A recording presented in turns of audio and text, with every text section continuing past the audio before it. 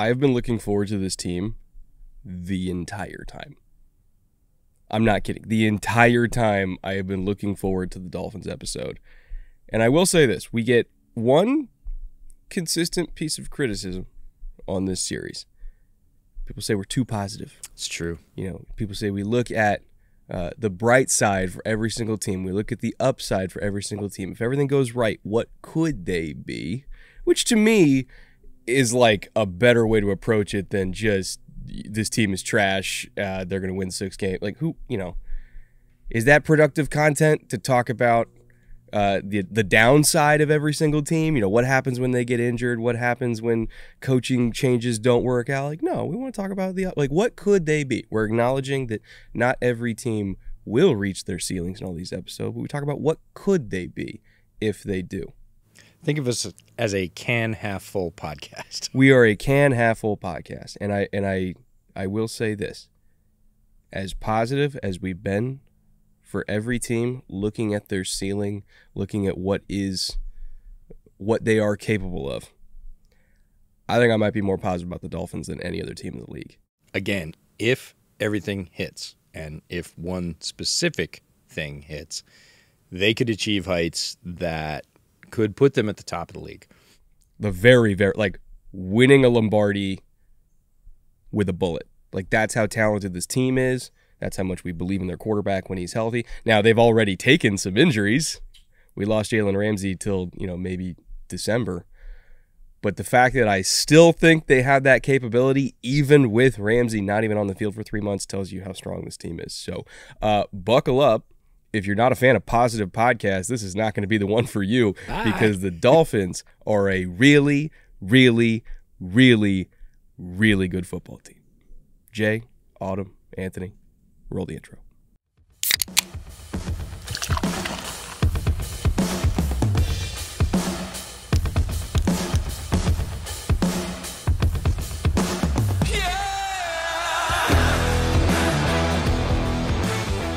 Welcome once again to the Bootleg Football Podcast, coming to you from beautiful Dash Point State Park in Washington, or at least just outside of Dash Point. Yeah, it's right there. Counts. It's literally right there. One of our good friends, Travis Wingfield, Dolphins fans know him well at this point. He's like king of Dolphins Twitter, works obviously for the team, is a podcaster, is a Dolphins content creator, and also grew up in this state. So we did it outdoors in Washington specifically to remind him that Washington summers are elite and, come home a little bit more. Travis, how about that? He was just back. He was back for a golf tournament to see the family, but he is now back in what I would call the liquid cauldron of Miami. They just posted some practice footage of Miami this morning. It's one of the players all mic'd up. I think it was Caterco. He's like, man, it's hot. Dog, it's hot. It's so hot. That's like the entire clip. So yeah, if you haven't been to South Florida in the summer, good luck. Even the September games, not to get too far on a tangent, when I was there in September last year for week 3, it was Bills at Dolphins. I went to a bunch of Bills games last year. I'm not even a Bills fan, but I just went to a bunch of Bills games. You are now. And it was 3 weeks into September, absolute fucking peak. And that was where 12 Bills players went down on the field with cramping and dehydration and everything. And I legitimately felt bad for them, because if you're looking at the actual sunbeams coming in to the stadium, you're watching human beings get cooked alive. And going to that game really put into perspective why the Dolphins' home field advantage statistically is at or near the top of the league every single year. Because if you're playing in Miami before Halloween, it's a death sentence. It is horrible, at least for the opposing team. For the home fans, they're chilling. They're in the shade. They're cool. They're awesome. Yeah. Away teams, terrible. Yeah, the boss you don't like, you buy him tickets on the other side. Yeah, I got you free tickets. Go cook in the sunshine. But outside of, the atmospheric conditions, shout out to Travis, friend of the podcast for sure. And I'm just super excited as we're wrapping up this series that we have 2 really exciting teams, because we're tired. It's been a long haul, but these are 2 teams that are really easy to get excited for, and just want to focus on the Dolphins. Last year was a good year, but they had their ups and downs, largely because of injuries to the quarterback. few other injuries. And look, it was Mike McDaniel's first year. Overall record 9-8. Came in second in the division. Home record 6-2. Again, talked about their home field advantage. They did really well there. On the road, not as good, 3-6. And the last 5 games, 1-4. To be expected with some of the things that befell the team. But how good they looked before Tua's first injury was exceptional. And we've talked about that in a couple of other podcasts. We've alluded to this. And you said you're excited for this team. I was excited for this team. I wrote most of these agendas in order, which means I was going to get to Miami last. And I about 4 times was like, I'm going to skip ahead. I'm just going to write Miami and Buffalo. I'm going to skip ahead. Do we have to do AFC East last? Yeah, it was one of the teams that it just feels like they're so close in so many ways. And if a few good breaks go their way, they can achieve things that we haven't seen out of the Dolphins in a long time. Unfortunately, this is an organization that has not had breaks go their way. So I have to assume they're due for like one healthy year, just one time. And hopefully we get it this year because at the height of their powers, they're one of the most entertaining teams to watch. And they're also one of the most effective teams to watch. Like if we look at the EPA numbers, we really should have done, and we don't do this normally, but like we really should have done some sort of like break of like with Tua, without Tua, because it was 2 different teams. But even then, with dealing with significant quarterback injuries, they're on their technically 3rd or 4th quarterback by the end of the year, who's still playing well. Like Skyler still had some shout good out throws Skyler in there. Thompson, Shrine Bowl alum. But even with that, like they still finished with the top 13, if we're doing like our amalgamation of all the EPA numbers when we get to power score. They were still a really good team, even with all of those injury problems. Yeah, the coaching staff in Miami did a really good job working around what was a very significant injury. Obviously, this team is very different with Tua at quarterback, but they didn't give it up. They weren't an easy out. They were still competing with Skyler Thompson at quarterback as a rookie. So for the effectiveness summary, we talk about rushing offense, passing offense, rush defense, pass defense, points scored and points allowed. And we use EPA per play as the backbone for those first 4 stats. And the rushing offense was a bit surprising. Again, when I was putting this agenda together, this is one of the numbers that I kind of circled and went, really? Because we talk, certainly at this time last year on this podcast, we were talking about the Shanahan-style run game, outside zone basis. Mike McDaniel has been with Kyle Shanahan for the last 15 years before he gets the Dolphins head coaching job. So we were so excited about them leaning into this style of rushing offense. And they gathered the right pieces. They had the right personnel pieces to run it. Again, suffered some injuries there, but they were the 21st ranked rushing offense in the league by EPA. That was a lot lower than I expected. If you'd had us venture a guess at this time last year about what that number would have been, I would have said 15, maybe 12, could have seen it. 21st is a bit low for, I think, both the combination of the Mike McDaniel design run game and the talent they have on hand, both on the offensive line and in the backfield. So I would expect that to go up in year 2. I would have expected it to be higher in year 1. One of those surprising numbers. Passing offense, 8th, and that's even with Tua missing large portions of last year. When he was there, they would have been in the running for 1st or 2nd. They were that effective. Rush defense, 9th. They were very good at stopping the run. Not terribly surprising. Again, given McDaniel's pedigree, he picked up not only offense on all those stops with Shanahan, but also, I'm sure, because he's just an inquisitive guy, was picking the defensive minds too and saying, hey, getting ready for this eventual head coaching shot. And it shows.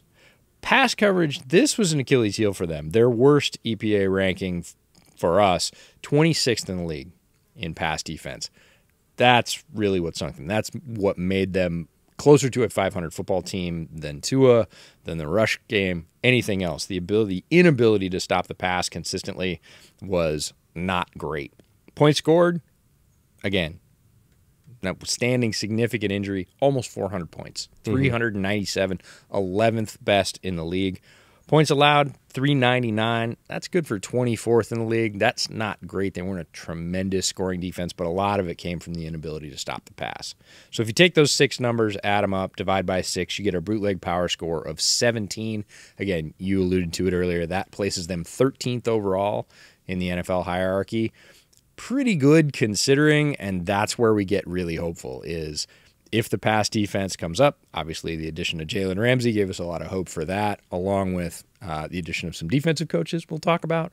And then, year 2 of Mike McDaniel and Tua just vibing and grooving, putting together a crazy pass game. You can pretty easily see the potential for this team to be a lot better, not a little better. You did mention, injuries were a big thing for the run game. Like somewhere between 40 to 60% of the offensive line was banged up throughout the year. Even if they played, like they were not playing at 100%. Like I feel like Armstead was questionable like the entire year. And they took some more severe injuries on top of that too. So I give them like a little bit of a pass. I do think the offensive line is deeper this year, even if it's largely the same core group. Bringing in guys like Isaiah Wynn to be a backup. Like they do have more depth this year, so ideally they will be able to weather the storm a little bit better than they did in 2022. Looking at the schematic information, which we pull for every team to give context to these EPA numbers and kind of explain how we got to the EPA that we did and therefore how we got to the power score that we did. Another thing you brought up, pass defense. Being 26th in pass defense in Miami is not acceptable. That's a team with a strong defensive tradition. And also, they're just too talented on paper to be 26 in pass defense. And so what I want to do is explain, A, how that happened last year, like schematically, what were they doing last year? And B, I want to take a pretty deep dive into how everything is going to be changing this year and why, at minimum, their power score is probably going to go up just on pass defense EPA alone, because the coverages they're going to be running under Vic Fangio are wildly different than the style of defense that Dolphins fans are used to that wasn't really working out for them. So if we look at their coverage splits last year, they were second overall in calling zero, which should not be a surprise. They did that quite a bit at 6.4%, which by NFL standards is a shitload of cover zero. They were first in cover one. Again, should not be a surprise considering the lineage of the former coaching staff on defense there. Very, very Patriots-ish, which they run a lot of man coverage. Go figure. They were 17th in cover two. They were 11th in cover three. So again, we're looking at middle field closed structures most of the time. 31st in quarters, 32nd in quarter half, and 5th in two-man, because again, a lot of man coverage in the background for that staff. You can expect this year to literally be the exact opposite. And if you go back and you watch the Eagles episode, and people may or may not realize that Vic Fangio was heavily involved in the Eagles defense last year as a consultant or whatever you want to call his job title. And if you look at other Fangio disciples around the league, again, it was exact opposite for Philly. It was exact opposite for Denver and for Minnesota, where it was heavy on quarters, heavy on quarter half. Not a whole lot of cover one, not a whole lot of cover three, not a whole lot of middle field closed structures in general. And I want to get a little bit into the weeds in terms of how Vic is different than even guys that have coached under him. Different a little bit than Staley and Avero and Donatel. And I want to credit Coach Vass. I had a very long conversation with him about this that I recorded, and I'm actually going to be releasing a very, very long Fangio-centric video in tandem with Vass. He's helping me on it because he's the one who knows a lot more about this than I do. And that's coming out over on my channel. But cutting down 4 hours into hopefully 1 hour is gonna take a while. But I want to kind of preface that video by talking about it here first, because this is going to come out earlier. So if you look at how Vic calls his defense, there are 3 core coverages that you need to know more than anything else. And he will call cover 1. He will call cover 3, which their version of cover 3 is like a match cover 3 that they call cover 9. Don't ask me why. I have no idea. He will call some cover 2 occasionally. He will call some two-man once in a blue moon. But the 3 coverages that he leans on the most are cover 4, cover 6, cover 8. He calls cover 4 quads. It's your standard match quarters. If you're familiar with match quarters rules, it's just that. Cover 6, quarter, quarter, half. You're playing quarters to one side. You're playing cover 2 to the other side, and the quarter side will be on the passing strength, right? So if you're playing against a 3-by-1 look or a trips look, you're playing quarters to the trips, and you're playing cover 2 to like the single man side. Usually you're going to call that if like their badass number 1 receiver is the isolated guy backside, because you want to put a cloud corner under him and a safety over the top of him and say, you're not going anywhere. We'll play quarters against the other side. Conversely, cover 8 is half, quarter, quarter. That is where you're playing a half field safety to the passing strength, and you're playing quarters to the one guy backside. And that kind of plays out also like a bracket, but more a side-to-side, east-west type of bracket than it does a north-south, top-down type of bracket. And even then, a lot of the times, if you're playing quarters to the backside, that backside safety, which is going to be playing inside that isolated threat, is going to have his eyes towards the passing strength anyway. And you know, looking at like the number 3 or the inside slot receiver, if he's coming over to his side, he's going to take him anyway and leave that backside corner one-on-one. When we talked about the Broncos being able to do a lot of that because they have Patrick Surtain, who they could just throw in man coverage on the backside and say, we're going to play 5-over-3 or 4-over-3. Pat, you do that. Like that's why they did that, right?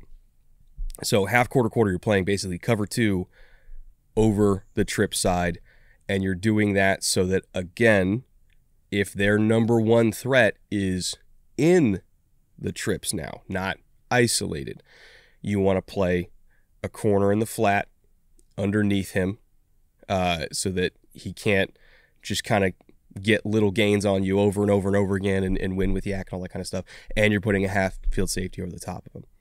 So what do you do if he's in the slot then? That's another question that people have. Okay, if he's isolated backside, you play cover 2 to that side. If he's outside to the trip side, you play cover 2 to that side. What if he's in the slot? You know, what if we're playing against Tyreek, right? Which Vic has coordinated many games against Tyreek. Now you play quads, because that is your way to get a bracket on a slot receiver, is by playing cover 4. You have the nickel or whoever carrying him. You have a safety playing over the top and inside of him. That's how you can get 2 guys on a slot. All that to say, if we are playing either cover 4, cover 6, or cover 8 the majority of the time, what makes Vic's defense different is that he can say one call. When he was in Chicago, they called it ring. And I know that because I've seen it. And apparently, now that he's in Miami, they have a different word for it. And I'm not going to blow up their state secrets or anything like that. So I'm not going to say it here. But if I was on the field for a Miami game and I heard them say the magic words, I would know exactly what coverage they're in, because they have a certain call that, depending on their game plan for that week, they can say an R word or an L word, meaning right or left. And depending on where the jersey number that they're looking at is lined up, they know whether they should be in cover 4, cover 6, or cover 8.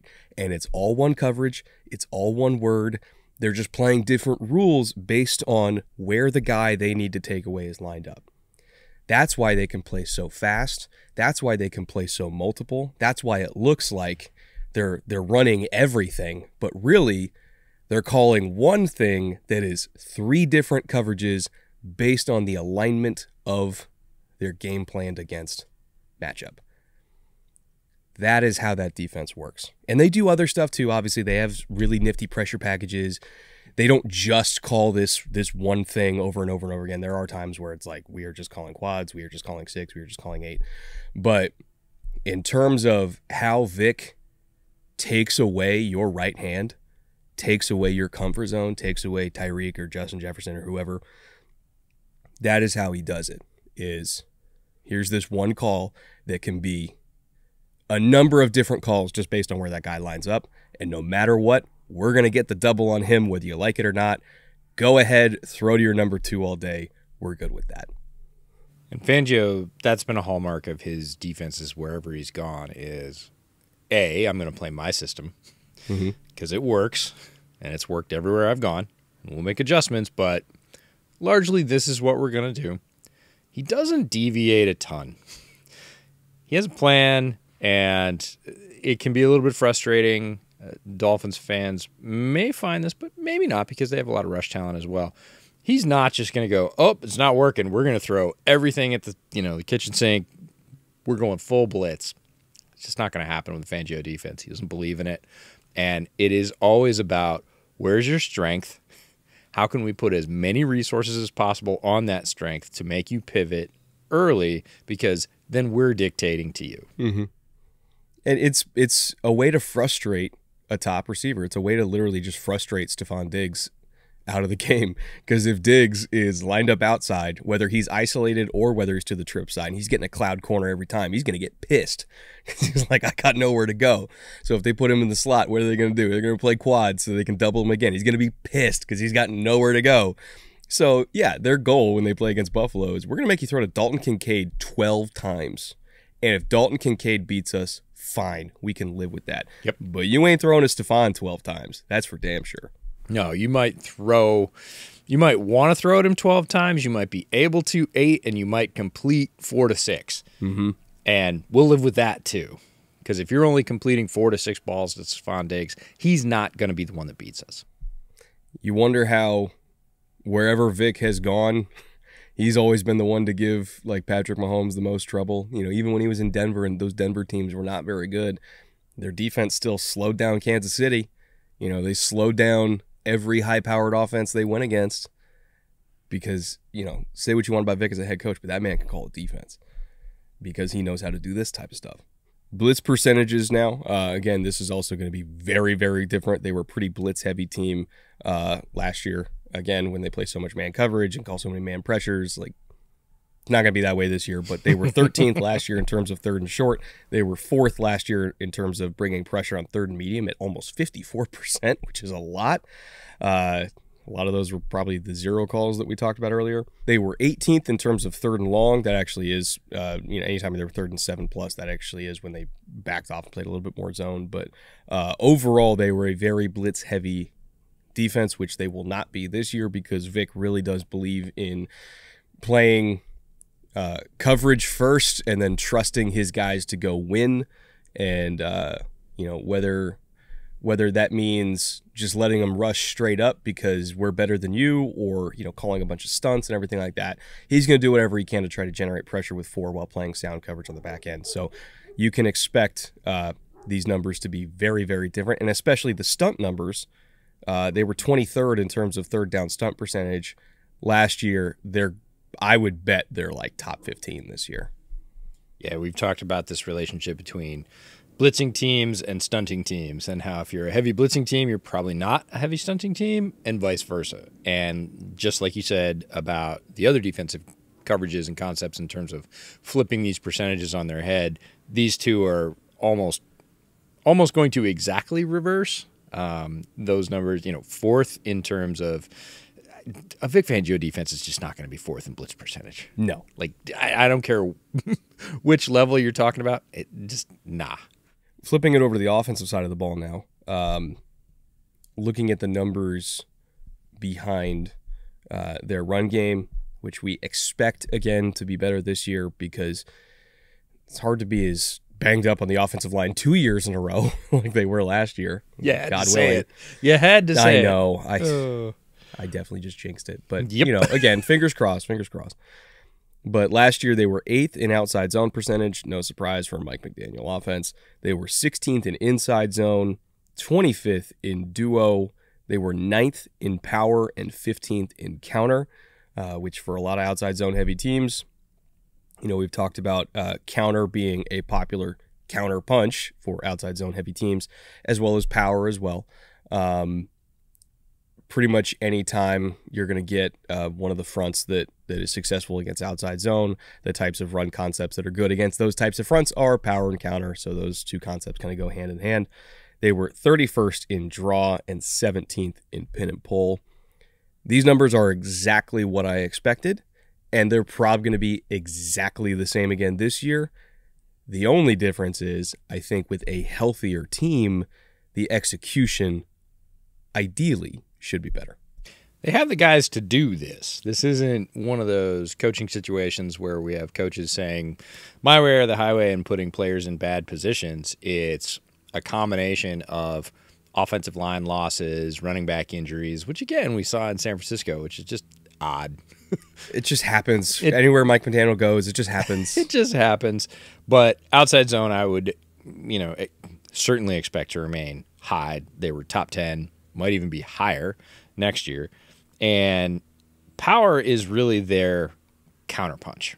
If they're not going to run outside zone and they're going to run an inside concept, it's going to be power. Mm-hmm. And I would expect them to lean into that as well because they have some guys in the center of that line that are very good in pulling those runs. And I would less changes on the offensive side.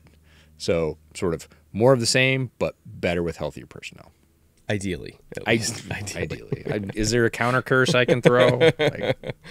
Passing offense overview, again, probably going to be more of the same here. Well, maybe a little bit better in some categories with a healthier Tua, obviously, but it's hard to improve on some of these categories.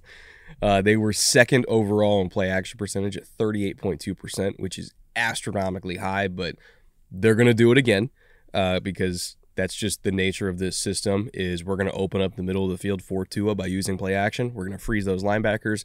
We're going to give ourselves as much space as possible to operate over the middle. So pushing 40% seems obvious to me. In terms of average time to throw, they were 12th fastest in the NFL at 2.73 seconds.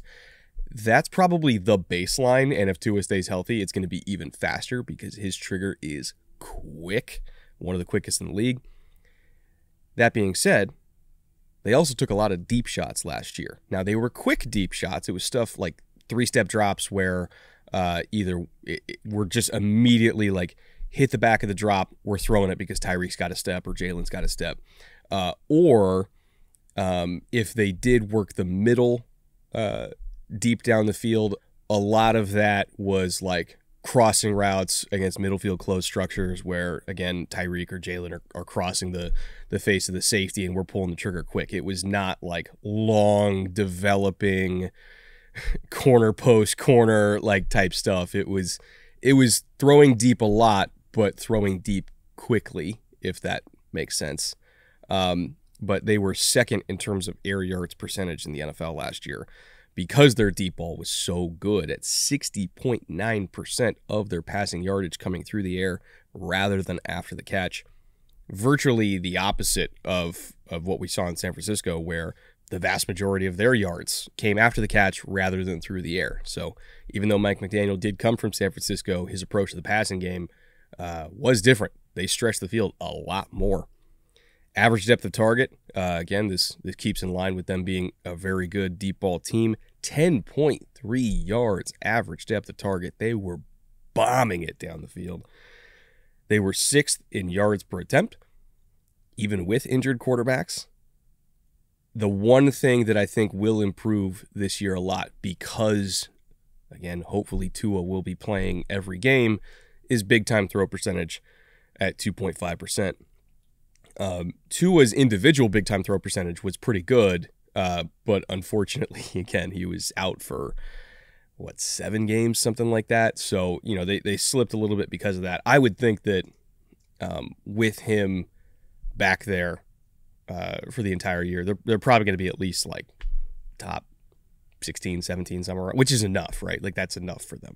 Two things about these numbers stand out to me. First off, for all you out there still saying that Tua can't throw the deep ball, threw it more than everybody else. Miss me with that. Yeah. Air percentage of over 60%, second in the league, and average depth of target 10.3. If you've been listening to this series throughout, there's a lot of teams out there, 7.4, 7.2. Like a full 3 yards better, third best in the league. Tua can throw the deep ball just fine, better than so many of his peers. So stop with that narrative. It's tired. The other one is I'm just going to call it a fight. Normally, play action heavy teams, average time to throw is higher. So going back to our draft analysis on Tua, that he was an ultimate point guard, that he was very quick both pre and post snap, that he knew exactly where he was going, he was an excellent distributor of the ball, like that was his true strength. You see it here. They were second in play action and still 12th fastest to throw. That's nuts, folks. Like, that shouldn't be. If you're running that much play action, it elongates your time to throw. Second in play action, only 12th or 12th best, 12th quickest in time to throw. Those two numbers don't go together, and the reason that they do is Tua. And I think people, when they have play action in their head in a Shanahan tree system, what are they thinking of? They're thinking of Matt Schaub faking outside zone to Arian Foster and running a naked and having 5 seconds of space to sit there and find Andre Johnson 35 yards down the field. That's not what Miami does. Even though it is play action heavy, it's quick. Like, they're in the gun, they're faking the run one way to get the linebackers to take one step so they can hit the slant behind them on the backside. Like, they treat these quick passes as an extension of the run game, and they treat the faking of a handoff as a way to just manipulate inside linebackers just to vacate a little bit of grass so that they can get 7 yards on a slant rather than 7 yards on a run if they don't like exactly how the front's looking, if they don't have a call there that they like. They have get out of jail free cards where Tua can look at it and be like, really? Like, we don't have good space there. Like, I have space here with Waddle in the slot. Let me just say one word and get us into this little concept where I can get him the ball rather than try to have Raheem Mostert run into a wall of bodies. We'll get 7 yards either way, but one's a throw and one's a pass, or one's a throw and one's a run, right? Well, if the space is there for the throw, you take the throw. It's still play action, but it's a quick hitting play action, right? Because we're just trying to manipulate space. That's why that number is so high. So when you look at the numbers behind this offense, just realize, like, this is not your uncle's Shanahan system. This is a quick, lightning fast, but still play action heavy pass game. And you need a player who is an absolute distributor. Mm-hmm. We say point guard, and that Tua was the top of that genre coming out in the draft. He's able to do this, right? He's able to, again, all the things you said, identify that look pre-snap, fake very quickly, throw accurately very quickly on concepts that are well drilled, and that makes for both a very efficient offense, but it also makes for this weird confluence of numbers that probably aren't going to happen on any other team in the league. No, they're very unique, and I think the only thing that comes close is like when Jimmy was starting under Kyle and Mike. Like, they would do a lot of that type of stuff with Jimmy, but Tua is better at it. Yeah, he's faster. He's faster, and he's a better deep ball thrower. Like, and that's what kind of pisses me off. People compare Tua to Jimmy, and like, I get it. Like, early career Tua as a comp to Jimmy made sense. Tua now, compared to Tua 3 years ago, they're not the same guy. Like, he still has that Jimmy Garoppolo skill set, but more. And so I just don't think it's fair to him at all. And I think people still hang on to rookie or second year Tua and just think that that's what he's always going to be. It's like, no, he's not. He's literally 3 times better than he was when he first got in the league. Give the guy some credit. We say that all the time, though, that people set their expectations at a particular point. Some people set them early. A lot of them do. Some people set them later. But they sort of fixate. Look, if you're not covering the whole league, I get it, right? If it's not your team's quarterback, I get it. You see a couple of highlights, or you see a stat line, or you see how they did in fantasy football, and you go, that's what they are. And you just kind of bookmark that in your mind, and you just hold that. And then 3 years later, you can put up a whole different slate of numbers in front of somebody and say, your idea of what this player is has changed dramatically. Are you willing to change your opinion of them? It happened with Jalen Hurts. It certainly happened with Tua. It even happened with Josh Allen. It took people an extra year before they finally acknowledged, like, oh, okay, Josh is not the Josh that he was but it still took an extra year before people finally like got on that train. And even now, you know, he's on the cover of Madden, you still people see like, oh, he's not good enough, he doesn't deserve that, should have blah blah blah blah. And it's like, are we watching the same sport? Quarterbacks can improve, people. I don't know, it just pissed me off. It really does. Like, it's not just for Tua. Like, there's a lot of quarterbacks where people like just see them play in college and think that's what they're always going to be. It's like, oh yeah, you think this 19-year-old's never going to get better? Okay. We talked about it with Tyreek earlier this week, that Tyreek was one thing when he came into the league, and he continued to improve. And as of a couple of years ago, he was a fully operational battle station. He was a complete receiver that can compete with any of the top receivers in this league because he'd gotten better. He wasn't just a speed threat. Yeah. Well, that was a long way to go for a short drink of water, because we got to talk about the power structure, which we've already mentioned quite a bit. You know, talking about Mike McDaniel, talking about Vic Fangio. But there's still some other names that we got to bring up when looking at the Miami power structure overall, because it is a very, very good staff with a lot of experience. Bunch of former players, bunch of former coordinators themselves that are on this staff.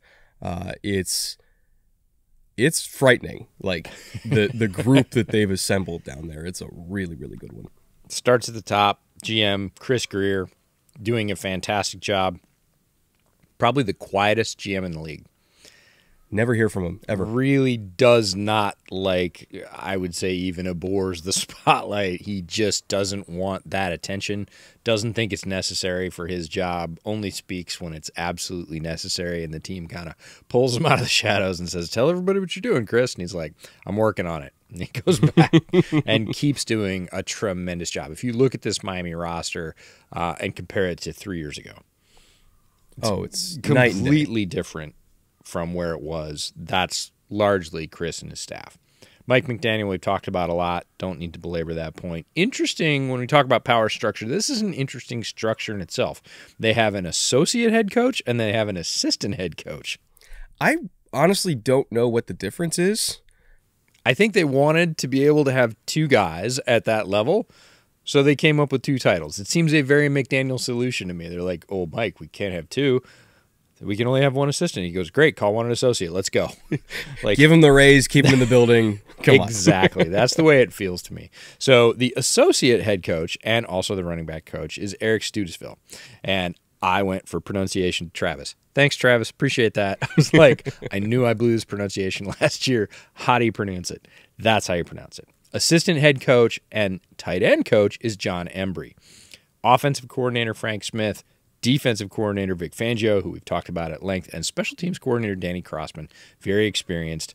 As you said, at the top, lots and lots and lots of experience. We've got a former head coach in there. We've got a couple of guys who probably will be head coaches in there. Mike McDaniel, it's his first head coaching shot, but man, he waited a long time. He was super prepared. It does not feel like only year 2 of his reign. I mean, he's been somebody who a lot of people have tabbed as head coach material for a while now. A long time. Because Kyle's staff was getting plucked and plucked and plucked year after year after year, and Mike was still there, and people were like, when's your turn, dude? Yeah, this is the head guy. You're taking everybody else. Like, this is the guy with the most experience if you really want that system. And he finally finds the right opportunity, goes to Miami, and he's made the most of it in only 1 year. Other notable coaches on offense, Darrell Bevell, quarterbacks and pass game coordinator. Is it Bevell? I thought it was Bevel. Bevell. See, I didn't ask Travis about that. I don't know. Well, Dolphins fans, please let us know in the. I always thought it was Bevel, but I don't know. Okay. I don't know. We'll figure it out later. Darrell, yeah, is the quarterback and pass game coordinator. Right now, Mina is grinding her teeth. She's like, you live in the Northwest and you don't know how to pronounce this? 26 years as a coach, 21 at the NFL level, former offensive coordinator in Minnesota, Seattle, Detroit, and Jacksonville, was also the interim head coach for the last 4 weeks of the Jacksonville season.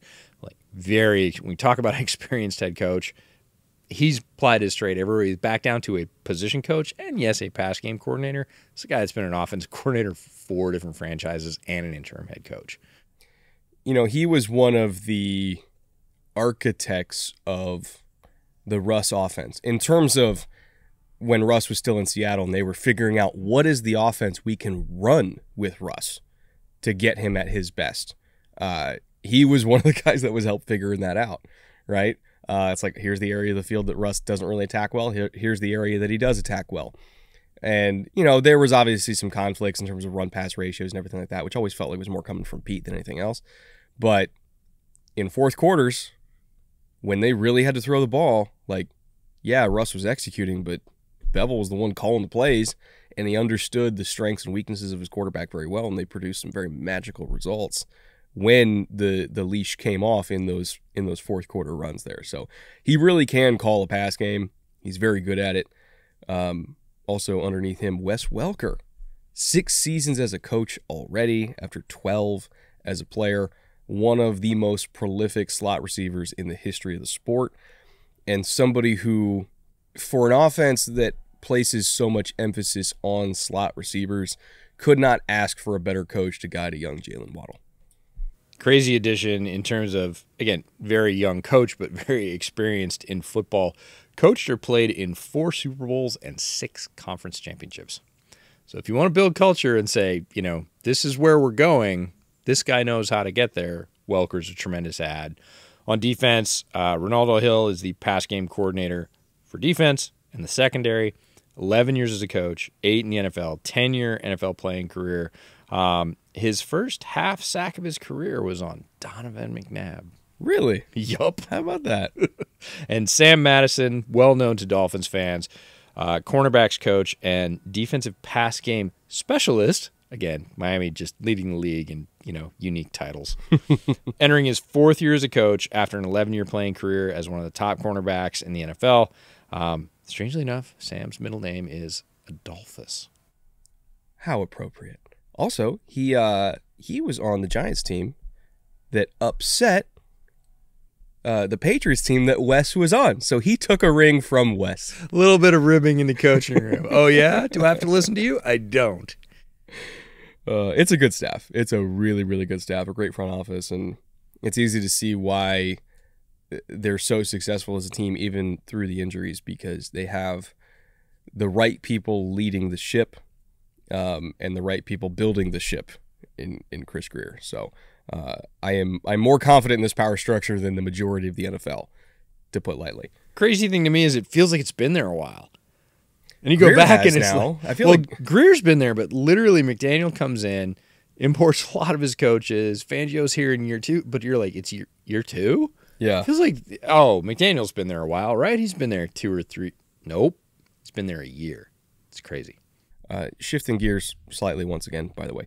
We talked a little bit earlier about what a healthy Tua is capable of, and how much better he is now as a player, how much more productive he is now as a player, that he has Mike McDaniel and Darrell Bevell and all these great coaches, right? Let's just say Tua plays all 17 games. Oh, please. Let's just say he does. Yeah. How many yards do you think he throws for? Because I'm curious. I have the underdog season-long total up right now. I'm just curious what your guess is, because I bet it's significantly over what the actual line right now is. Honestly, if Tua stays healthy in this offense, and I mean truly healthy, can play full games, 17 of them, and they don't pull him last week or anything else, 4,800 yards. It's at 3,800. Good God. No, I literally think he could obliterate that by 1,000, and I don't think that's hyperbole. He could have hit 1,500 by like week 5 last year. I legit think 5,000's in reach, or at least close to it. And that's, I would say, 4,800. So they're building in the possibility of injury into this line, an underdog.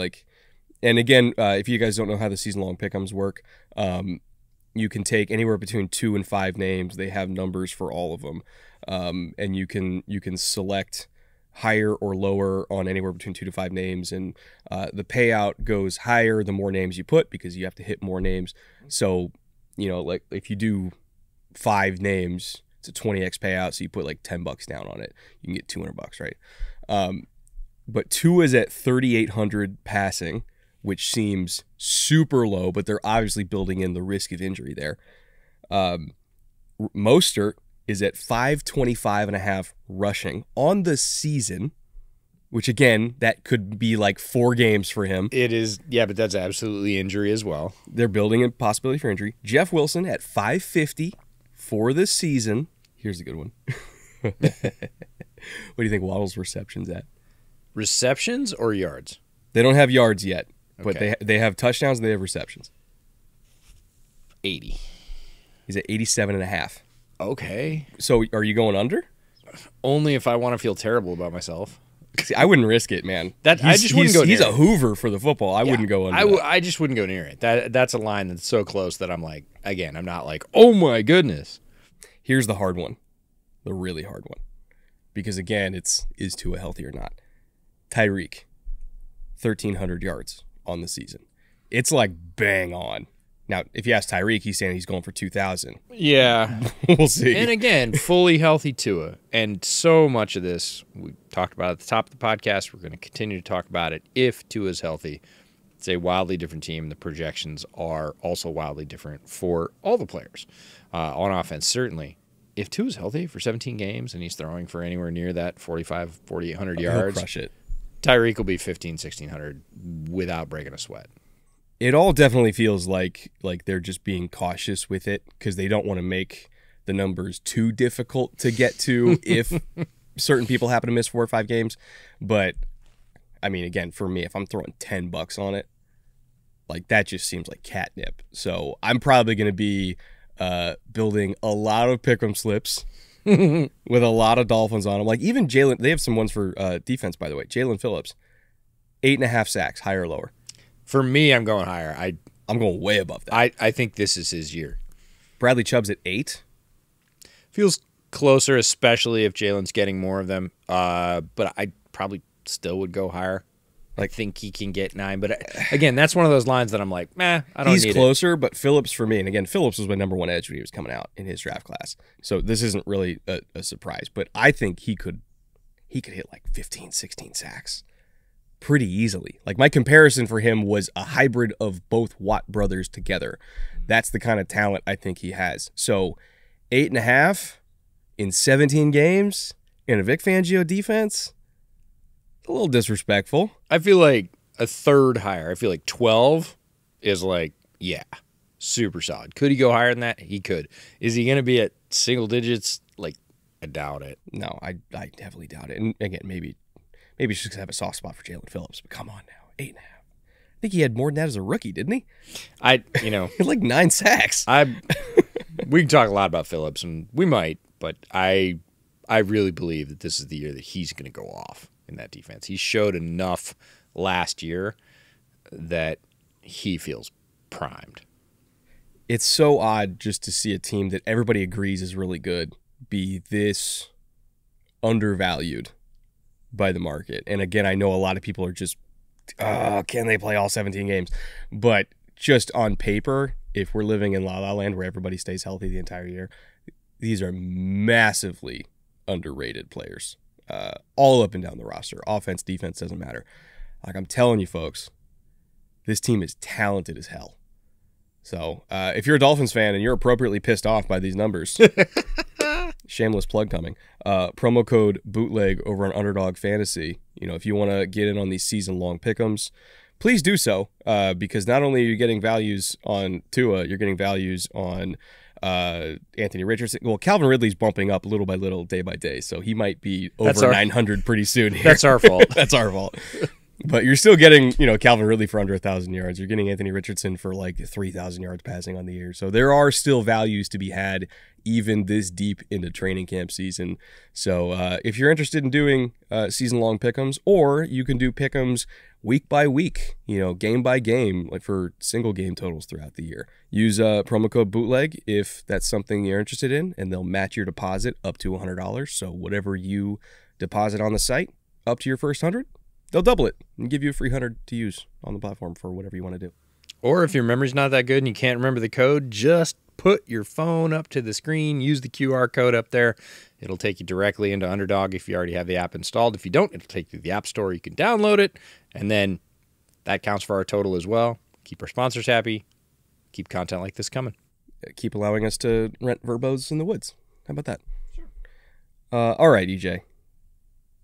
That all being said, we've talked about the coaching changes. We've talked about Tua at length. Let's talk about something that a little bit more depressing.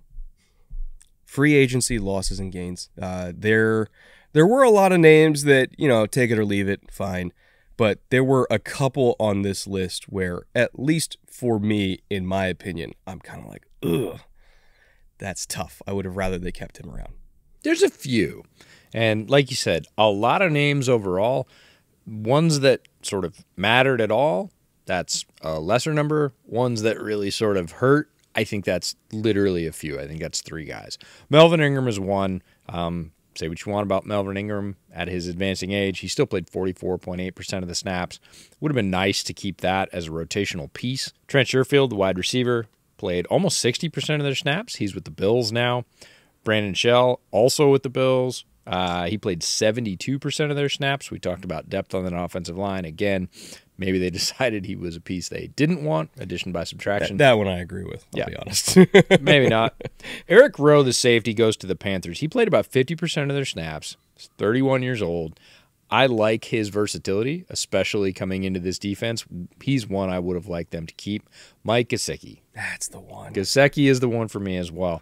Tight end goes to the Patriots. It became pretty clear to me that they weren't going to prioritize re-signing Gesicki at the beginning of last season when they were like, all right, we're going to make you block.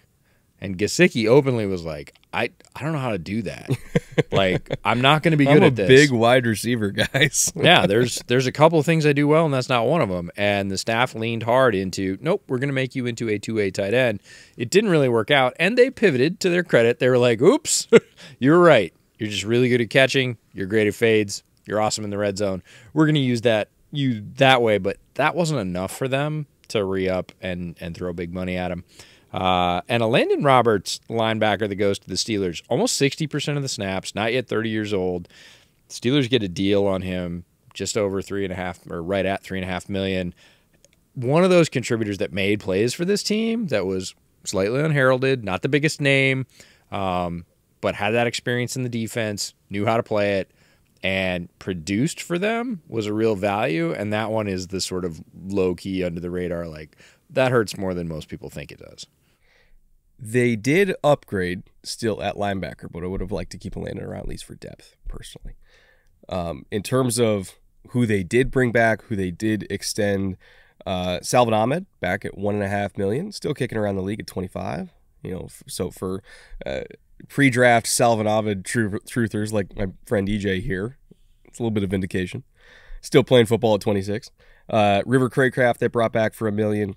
Raheem Mostert they brought back at 2.8. 31 years old and still kicking around, still fast. Nick Needham at less than $2 million, brought him in at corner depth, which unfortunately they're tapping into their corner depth earlier than we anticipated. With Jalen Ramsey going down. Jeff Wilson, also on the older end of the spectrum for running backs, but still very effective at $3 million. Really good deal for him. Durham Smythe, they extended him at a little less than $4 million. Duke Riley at $2.5 million, and Andrew Van Ginkel, fan favorite, Kyle Van Noy's younger brother. Not really, but they play very similarly. $2.65 million for Andrew Van Ginkel. So a lot of smaller deals, but for valuable either rotational players, spot players, special teamers, yada, yada, yada. Didn't spend a whole lot of money, but spent it wisely. In terms of third-party additions, though, here's where we get the spending. They brought in, so is it Chosen Anderson or Robbie Chosen? Like, how is it? He keeps changing it. The last time I looked up, I saw Chosen Anderson. Hold on, let me Google this because I can't keep track of whatever he's Neither can I. Hold on, Robbie Chosen. Like the player though. So ESPN has it at Robbie Chosen. Wikipedia also has it at Robbie Chosen. Okay, so the Dolphins have it at Robbie Chosen. Okay, so we've now taken Chosen, taken it from the first name to the last name. But Wikipedia has it as Chosen Anderson. I don't know. I think Wikipedia might be behind. Maybe a little bit. Maybe we just changed it twice. I don't know. Either way, they brought him in at $1.4 million to give themselves another speed threat outside. Braxton Berrios at $3.5 million. Slot receiver extraordinaire and return man, because they don't have enough of those apparently. Deshaun Elliott, really good kind of third and or fourth safety. Less than $2 million deal for him. Isaiah Wynn, who I mentioned earlier, to be offensive line depth for them. Can play tackle, can play guard. Either way, he's a depth piece at $2.3 million. David Long Jr., this is what I was talking about when I say they got an upgrade over Landon Roberts, even though I do like Landon. David Long is just a better player. Better linebacker, more range, more coverage ability, still very instinctual. The one thing is soft tissue injuries, which apparently played a big factor in him getting replaced in Tennessee. Mike Vrabel apparently was calling him out heavily for constantly having, being little hamstring pulls here and there, all the soft tissue stuff. He just got tired of it, so replaced him with Azeez Al-Shaair. So David Long is available. Miami was like, yeah, we'll give you $5 million. You're a really damn good linebacker. Please stay healthy. So we'll see if he stays healthy. And then the big money, Jalen Ramsey, acquired through a trade that is a $20 million a year investment that unfortunately, like 3 days into camp, goes down with a knee injury. He'll be back ideally in December. I still think that there's potential here to be a massive impact player for a playoff run, even if we're not going to see him during the regular season, because Jalen Ramsey as a talent, somebody who can play inside, somebody who can play outside, and both an elite nickel corner and an elite outside corner, which is not common at all. Great blitzer, great against the run, super smart, knows the system because he played in it multiple times now at multiple different stops. This is a phenomenal addition that unfortunately might not pay off until their playoff run, but the fact that he will be back for the playoff run means that I don't care how much he costs, it's worth it. Talk about that versatility. He can play safety as well. Like, he has earned the moniker of DB. Mm-hmm. Could play outside, could play inside, could play star if he needed to, could play safety. Has that much talent, that much skill. Familiarity with the system is the cherry on top, and is a crazy wild card to inject into what we hope is a very powerful team, building towards the end of the season, getting into the tournament. And it's like, oh, yeah, and we have Jalen Ramsey now. Like, that's a nasty wrinkle for other teams to prepare for. Yeah, because you already had X, you had Kader Kohu, who's just feisty, like extremely aggressive, constantly pissed off nickel corner in his own right. Again, they brought back Needham. Noah Igbenogany is apparently having a really nice camp. And my favorite out of all of them, in terms of who's the depth piece that we're going to see a lot more of now that Jalen's out for a bit, Cam Smith, the South Carolina corner that I was really, really, really high on. I had a higher grade on him than his own teammate. Really bursty, really fast, really good technician. Unfortunately, also got injured today because it's the Dolphins' day, and this just happens for us. But it doesn't seem too serious. I think he just slipped on some concrete and fell in some bushes. I swear to God that actually happened. Like, that's literally how he got banged up. But if everything's good, if it's not a major injury, should still see a lot of playing time this year with Jalen out, because he is exceptionally talented and has been making waves in camp the entire time. To no surprise to either of us, both loved him pre-draft. One of the smallest draft classes we're going to talk about in the entire NFL. Only 4 choices.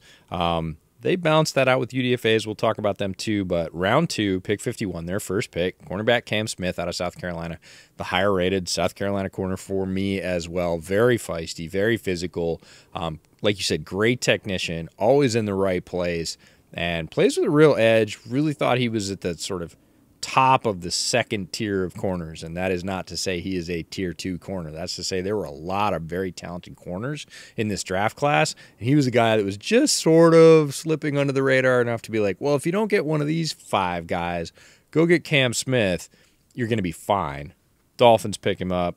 Round 3, pick 84, and this is one of the best system fits in the entire NFL draft from last year. running back Devin Achane, Texas A&M. We'd heard some whispers about, the Dolphins really like him, fits their system, and you started to think, that would be perfect. He does fit, though. Like, it's so dead on their type. Like, if you had to pin one running back, other than Israel Abanikanda, mainly because I'm a Abanikanda stan, but, like, other than him, it's like, who's the running back where you're like, that's a Dolphin? A-Chain's it. Abanikanda stan is my favorite new country. If there was ever a player that went up like 2 points on a 10-point scale just based on landing spot, it's Devin Achane. They drop all the way to round 6 is their next pick. 3 rounds later, pick 197, and I also love this pick. Tight end Elijah Higgins is very much has a sort of tight end. He's got a very Evan Ingram skill set. And had a lot of cool highlights at Stanford. Obviously, we were doing study on the Stanford quarterback as well. And Higgins was one of those guys like, who's that? Who's that? And about the 4th time you go, who's that? You go, okay, I'm putting a mark next to Elijah Higgins' name. Like, if a coach understands what they're getting with him, and I think McDaniel and his staff do, Higgins is going to be an underrated weapon. They pick him all the way up, almost out of the top 200 at pick 197. Great value. And then round 7, pick 238, their last pick. Offensive tackle Ryan Hayes out of Michigan. Got a thing about 6th and 7th round offensive lineman from Michigan, like unheralded, spend a year on the practice squad, get inserted, play Always 6 years work as a out. starter. Yep. You're like, where'd he come from? You're like, Michigan. Of course. So I'm going to give him the benefit of the doubt on the Ryan Hayes pick as well. I just thought it was so funny how, we heard a lot from Dolphins fans about they were never going to invest long term in Gesicki because he doesn't block. They need tight ends that can block. And they draft Elijah Higgins. It's like, what do you think he is? He's a receiver, folks. Evan Ingram part 2. Which, I mean, I love Higgins, and he's super explosive, great after the catch, tracks a deep ball. Again, injury was the thing. Apparently you can't be a pass catcher at Stanford without getting injured all the time. But in terms of skill set, it's easy to see like why they fell in love with him, because he's fast. He's a matchup nightmare. Can't really block. At least not like a wide tight end. If we're putting him to go like track down a safety in space because he's so athletic and he can like locate and lock on guys on the second level and pick off DBs, like fine, yeah, he could do that. But like you're not putting him as a wide to dig out a defensive end, You're not putting him as anything to dig out anybody. No. He's a space blocker. That's about it. Which is fine. Again, it's a 6th-round pick. Like we're not gonna nitpick too much. But Cam Smith, like I said, I'm a huge Cam Smith guy, and hopefully, again, he's okay. I just chuckled earlier because it's like, of course he gets hurt like the day we're talking about the Dolphins, and it's in the most weird, wacky Dolphins kind of way. Like, oh yeah, he slipped on some concrete and fell in the bushes because we're the Dolphins. That happens to us. But I hope he's okay, because when he's on the field, he's really, really good. Yeah, and he's already lit it up in camp. He's been one of those guys that's had consistent highlights. You can weight camp highlights however you'd like. It is practice. It is time for especially new players to learn. But when you start to hear a very consistent drumbeat throughout camp, especially about very young players, hey, man, this guy's showing up. Hey, man, this guy's making plays. Hey, he's got his hands on the ball every day if he's a defensive back. Hey, he's burning defensive backs as a wide receiver every day. You can start to string those together and go, yeah, he pretty much looks like, he's living up to the hype. Looking at their UDFA haul beyond their draft class, a lot of names, and I'm talking a lot of names on it, but not very many that I actually got to watch, like not going to lie. I don't know if you looked at Campbell tape for Julian Hill, but I was not privy to that privilege to watch Campbell tape. I did not get down to Campbell tape. Like you said, when you have a draft class of only 4 choices, probably going to lean pretty heavily into UDFA to bring more talent into the organization. Mitchell Aguda is a guy that spent some time at UCLA, ended up at Miami as an edge. He was definitely on my list as, hey, let's see if he can develop. There were a few others on this list, but it largely comes down to Chris Greer and his staff taking dice rolls on players that they liked a trait of, The only other one that really tipped the scale for me was Aubrey Miller Jr., the linebacker, Senior Bowl kid out of Jackson State. Yeah. Definitely plays with that, great triumvirate of linebacker skills, agile, mobile, and hostile. He had some big hits down in Mobile that week that were head turning. And again, he went undrafted because he's not super big. He's like 5'11", 230, and is a good short area athlete, but not really somebody with good long speed. That's the kind of guy you bring into camp and just see what he's got. But I'm rooting for him, and I hope he at least makes it on special teams because that dude can hit. Now, EJ, with UDFAs out of the way, that brings us to our final two segments of the show. We have report card, and we have ceiling and floor for wins. Report card, if you're not familiar with this series, is where we take four categories: front office, coaching staff, offensive talent, and defensive talent, and we give it one of three grades: up, down, or neutral. And what we're grading is, where are they now relative to the end of last season? This is going to sound negative, but I want to assure people that a neutral grade is not negative. It just means, in the context of this team, that they were really good last year, they just got injured, and they're really good this year, but they got slightly better in one key category. So I'll roll through this quickly. Front office, neutral. A, it's still the same people running the show. B, they're still doing a really good job at it, so we're going to give them a neutral. Coaching staff, up, because we're adding Vic Fangio. How can we not go up? If you're adding Vic Fangio to any staff, it's an improvement. Offensive talent, neutral. Some little changes here and there, adding some depth, swapping out one receiving-only tight end for another receiving-only tight end, but largely the core is the same, so we're going neutral there. And defensive talent, still largely neutral, mainly because Jalen's not going to be on the field for 3 months, and that was like the big addition that could have pushed this up, but he's not going to be on the field, so we're going neutral there, which means we are neutral, up, neutral, neutral, which sounds like a negative for a team that won 9 games last year. But as we've said multiple times, they won 9 games last year through the most difficult circumstances that they could have gone through. Losing your starting quarterback, not once, but twice, maybe even thrice. Ending up, starting a rookie, like either 7th round pick or UDFA, whatever Skylar Thompson was, in the playoffs against the Bills on the road. They went through it last year, still ended up at 9 wins. So if we're looking at this team, neutral is honestly more of a positive because it's acknowledging that they did not take a step back. And if anything, they took a little step forward in coaching. And if you're taking this coaching staff with this talent on paper, for me, looking at ceiling and wins, I think they could win 13. Like, truly, they could win 13. I have not put 13 for very many teams in this whole series. Miami's one of them I'm willing to do it for. I'm not saying they will because they're in a tough division. They're probably going to split with a couple of these other AFC East teams. But if they stay healthy, they're one of the few ball clubs that I think can get to that lofty height of 13 wins and challenging for the first seed. And my floor for them is literally what they hit last year because I don't think you can get any worse than that, and that's 9. So at minimum, I think we're repeating last year of winning 9 games and challenging for a wild card spot. But if they're just a little bit healthier, they could be the first seed and have the entire AFC playoffs run through South Florida. Believe that to be true. I'm going to hedge on both ceiling and floor by 1 game. So I'm going to go ceiling of 12 and floor of 8. And it's an acknowledgement that the AFC East is really difficult. There are a lot of other teams on their schedule that got better. That is if they stay healthy. If Tua goes out in game 1 and gets hurt, now this is the least friendly result possible. This is not what we want to see. We want to see the opposite. We want to see him play those 17 games because that's the best football we can get. Those are the best matchups all the way down the line. And maybe if that happens, the Dolphins will hit heights, certainly offensively, that we haven't seen in a long, long time. Mm-hmm. So that's what we want to happen.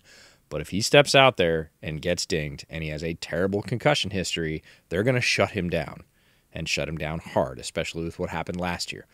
If you are starting your backup quarterback and then most likely in a 17-game series or a 17-game season, starting your third string quarterback at some point, because your starting quarterback, who is your second stringer at this point, gets injured, I could see 8. I doubt it will happen. I am much more positive on leaning towards the ceiling on this one and thinking that's the result they're going to get, because McDaniel and this coaching staff that we highlighted, very solid. I don't believe that they'll let them go sub 500. But again, if Tua steps out there in the first 2 or 3 games and goes down for an extended period of time, the outlook for this team changes dramatically. I think Tua will be more durable because he's built like an actual fucking tank now. Like, have you seen him? I've seen him, and there's 2 things. The one reason I like your 13-game prediction and why I might move 12 to 13, did you see the sleeve?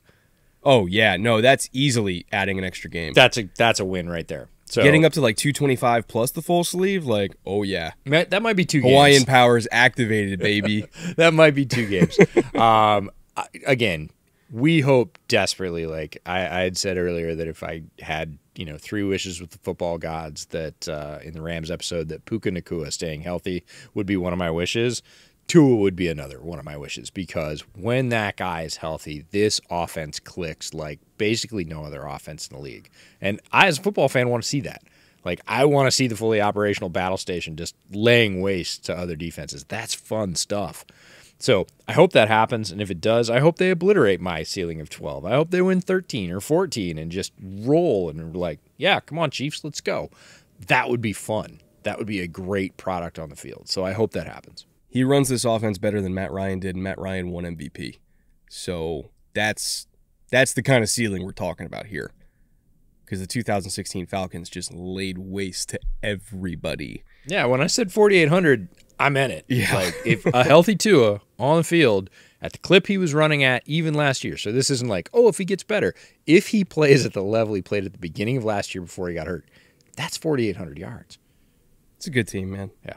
I want to find time to go down to Miami if I can for a game. Late season. Yo, God, yeah. No, we're talking like Thanksgiving week. Christmas. where it's nice and like 75 and gorgeous, and there's no like Category 9 hurricanes coming for me. Did I tell you about that? How like I was one of the last flights out. You were texting me while you're down there, like, well, so I'm not sure I'm gonna make my next flight, and I was like, why? And you sent me a picture of like a black wall of clouds, and I was like, oh, okay. I was texting my friends up in Orlando. I was like, hey, if my flight gets canceled, like, is it easy to drive from Miami to Orlando? And they're like, are you kidding? No. How small do you think this state is? Not during a hurricane. Like, they're like, you're stuck, buddy. Yeah. So yeah, we'll go like November, December, something like that. We'll go visit Travis, get some good Cuban food. That'd be a great break when it's not like this. We got one more, or at least 2 more technically. We got one more team in this. One more division. team and one more summary episode, but I get to use one of my favorite words. This is our penultimate report card. Oh, good word. Great word. Great word. We'll see you tomorrow to talk Buffalo Bills. Probably going to be the chief obstacle for the Dolphins this year, other than really the actual Chiefs. Chief about the Bills? Okay.